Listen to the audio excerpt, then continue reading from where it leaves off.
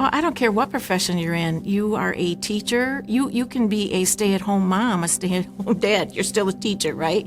So the teaching degree really was the foundation for me, and it kind of spurred me. And when I got into the nursing field, I actually gleaned on some of that education material that I got out of Saginaw Valley and used it.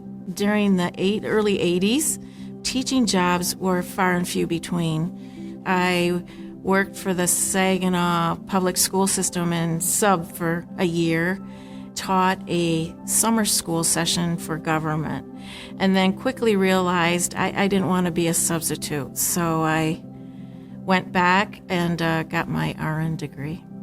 You've been a nurse for 40 years and you're getting honored through the School of Education, but I want to make it clear that your whole life is teaching, and that education degree just set the foundation for me personally here at the hospital. You got to remember, when you get an education degree, you have clinical time with students, and I remember going and Saginaw Valley sending me to the juvenile center, and I thought, oh my goodness, you want me to go to the juvenile center and try to help these kids?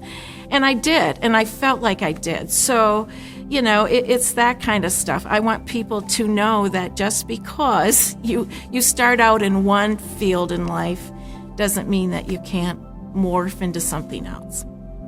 Started at Ascension St. Mary's, and in 1983, as I progressed, I ended up working in they call it the neuro ICU unit, under the direction of Dr. Malcolm Field. Loved my job, worked tons of hours, and they asked me if I would like to be a director. I really didn't know what a director was, but I thought, yeah, I can try that. So I put some good people in place. We became primary stroke certified and then morphed into a comprehensive stroke center. I just celebrated my 40 years, and I cannot believe I've been here. I'm going to cry. I cannot believe I've been here 40 years, but I have been. So once I got in here, I just met so many great people, and I just did. And so I have friends for life. Friends for life.